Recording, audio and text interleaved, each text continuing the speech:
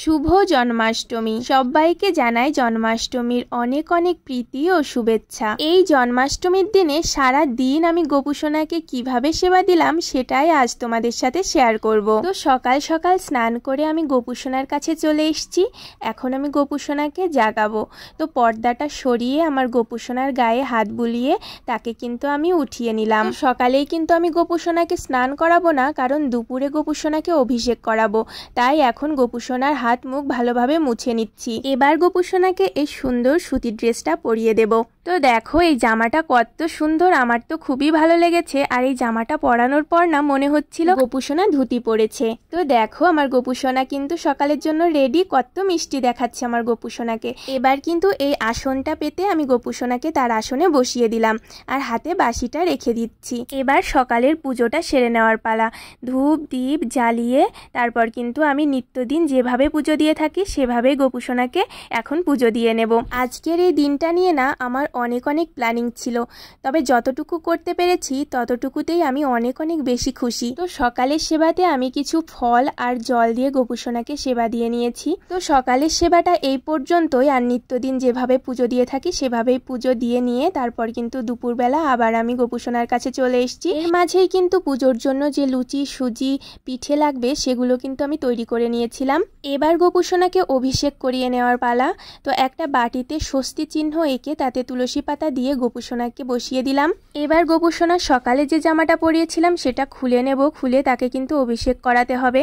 গোপুসোনার এই অভিষেকের মুহূর্তটা কিন্তু সব থেকে সুন্দর আমার মনে হয়। তো এখানে একটা গ্লাসের মধ্যে দুধ দই ঘি মধু আর শর্করা এই 5 রকমের জিনিস আমি মিশিয়ে নিচ্ছিলাম। নিয়ে তারপর গোপুসোনাকে অভিষেক করাচ্ছিলাম। এই উপকরণগুলো দিয়ে কিন্তু আলাদা আলাদা ভাবেও গোপুসোনাকে অভিষেক করানো যায়, তবে একসাথে মিশিয়ে নিলে একটু তাড়াতাড়ি হয়। এজন্য আমি একসাথে মিশিয়ে গোপুসোনাকে অভিষেক করিয়ে নিলাম। গোপুসোনাকে অভিষেক করানোর পর যে পঞ্চামৃতটা থাকবে সেটা কিন্তু আমি একটা পাত্রে রেখে দেব, পরে সেটা দিয়েই উপোস ভঙ্গ করব। এবার প্লেন জল দিয়ে গোপুসোনাকে স্নান করিয়ে নিচ্ছি। তো দেখো কত মিষ্টি লাগছে আমার গোপুসোনাকে। সব শেষে দিয়ে নিচ্ছি একটু গোলাপ জল। তো এখানেই কিন্তু আমার গোপুসোনার স্নান কমপ্লিট হলো। স্নান শেষে গোপুসোনার গাটা আমি ভালোভাবে একটা কাপড়ের সাহায্যে মুছে নিচ্ছি, যাতে তার গায়ে কোনো রকম দুধ দই ঘি এগুলো লেগে না থাকে। এখানে একটা কথা বলি তোমাদের, আমার সংসার জীবনে এই প্রথম কিন্তু আমি কোনো পুজো একা একা করছি। সব কিছু একা হাতে তৈরি করে তারপর কিন্তু সেবাটা দিচ্ছি। তবে আমার স্বামী কিন্তু আমাকে অনেক অনেক সাহায্য করেছে, যার কারণে আমি খুব সুন্দরভাবে পুজোটা সেরে উঠতে পেরেছি। যাই হোক, এখন কিন্তু আমার গোপুসোনাকে শৃঙ্গার করিয়ে নেওয়ার পালা। তো তাকে এই নতুন জামাটা পরিয়ে দেওয়ার পরে এত সুন্দর লাগছিল যে আমি তার থেকে চোখই সরাতে পারছিলাম না। পুজো দিতে বসে আমি যে তার দিকে কতক্ষণ চেয়েছিলাম সেটা আমি নিজেও বলতে পারবো না। তো জামাটা পরিয়ে নিয়ে কানের টপটা দেখো পরিয়ে নিচ্ছি।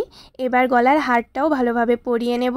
যত সাজাচ্ছিলাম আমার গোপুসোনা যেন আমার দিকে তাকিয়ে মিষ্টি মিষ্টি করে হাসছিল। তাহলে তার দিক থেকে চোখ ফেরানো যায়? তোমরাই বলো।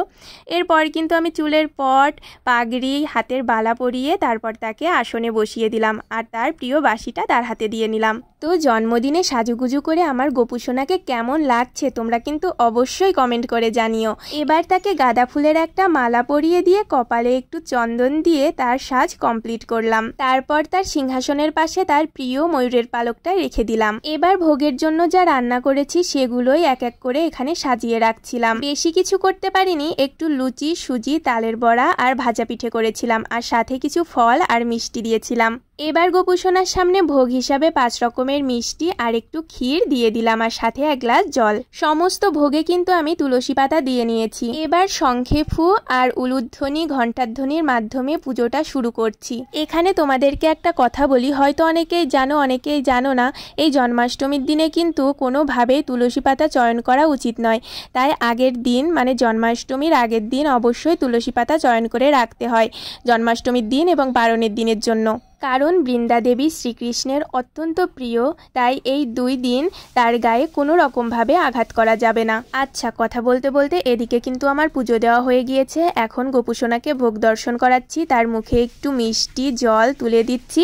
এবার আরতি করে নেওয়ার পালা। এখানে কিন্তু আমি কর্পূরের পঞ্চপ্রদীপ দিয়ে গোপুসোনাকে খুব সুন্দর করে আরতি করে নিলাম এবং ঘিয়ের প্রদীপ দিয়ে তারপর ধূপ দিয়ে সুন্দরভাবে তাকে আরতি করে নিচ্ছি। আর মনে মনে একটাই প্রার্থনা করছি, ভগবান যেন সবাইকে অনেক অনেক ভালো রাখে, যে যেখানেই আছে সবাই যেন অনেক ভালো থাকে, সুস্থ থাকে। তো এবার হরিনাম জপ করার মাধ্যমে এবছরের জন্মাষ্টমীর পূজা আমি এখানেই কমপ্লিট করব। আগে যখন বাবার বাড়িতে ছিলাম তখন মা সব কিছু রেডি করে দিত, আমি শুধু পুজোটা দিয়েই উঠে যেতাম। আর বিয়ের পর সব কিছু নিজে হাতে করে যখন গোপুসোনার সামনে দিলাম তখন যে কি যে আনন্দ লাগছিল সেটা আমি বলে বোঝাতে পারবো না। আলাদাই ভালো লাগা আর শান্তির দিন ছিল আজ। তো তোমাদের জন্মাষ্টমী কেমন কাটলো সেটা কিন্তু অবশ্যই কমেন্ট করে জানিও। আর আমার ভিডিও তোমাদের ভালো লাগলে একটা লাইক করে দিও, কেমন লাগলো সেটাও জানিও। সবাই অনেক ভালো থেকো, সুস্থ থেকো, দেখা হবে নেক্সট ভিডিওতে। রাধে রাধে।